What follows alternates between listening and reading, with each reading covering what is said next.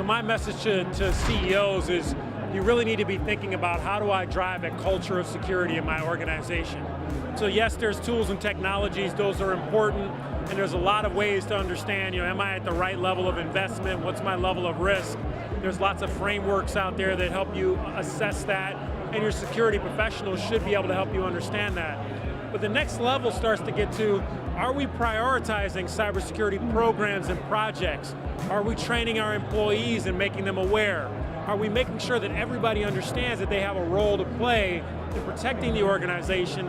And then do you build that into your culture?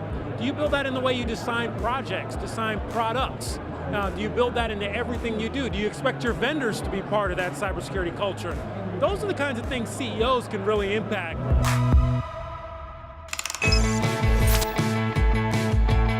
Clearly, in the cyber arms race now, we see a lot of the state actors using it and threatening it.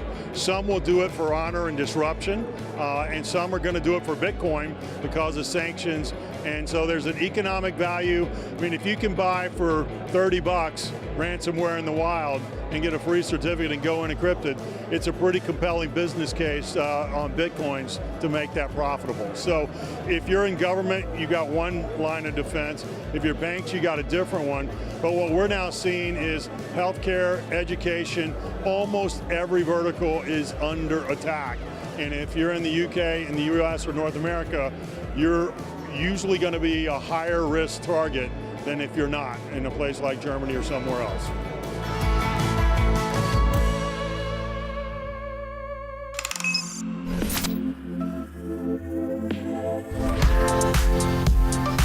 It's very clear that the attack landscape is really evolving right now, and with that, we need to evolve our security stack. We've seen in recent years plenty of mega breaches that happen. It's not because people have not invested in security enough, but it's also because security solutions need to evolve with the threat landscape that had evolved as well. So we need to revisit some of our base assumptions on how we think about security, and we need to adopt new solutions and next generation solutions to adapt our enterprise network to how the modern network really looks like.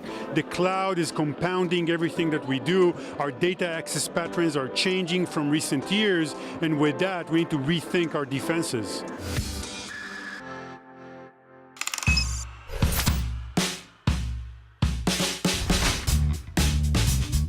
The big trend lately is DevOps. How do you release more frequently and more often, more features, and still have security be part of that? And so we see it as an opportunity to kind of shift security further left in the development cycle, fix problems earlier than ever before, and enable the business to innovate faster. You know, the sad thing is that application security has not changed a lot over the past 10 to 15 years. We are still seeing the same types of errors like SQL injection that results in big data breaches that we saw a long time ago. And one of the big things that you're seeing is that most developers are now having some sort of accountability for security, but they don't feel empowered, they don't feel like they have the education to do that. And so there's a disconnect between what they're being asked to do and what they're trained for. And so we're trying to help address that as well.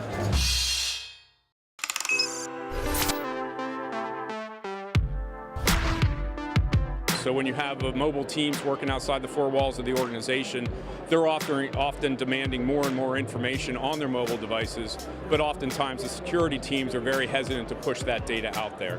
So SyncDog offers a very secure partition that would separate corporate data from personal use data on people's own devices in a BYOD environment, or if they're working with very sensitive data even on corporate-owned devices, we can help secure that even more than what the traditional EMM type of solutions provide.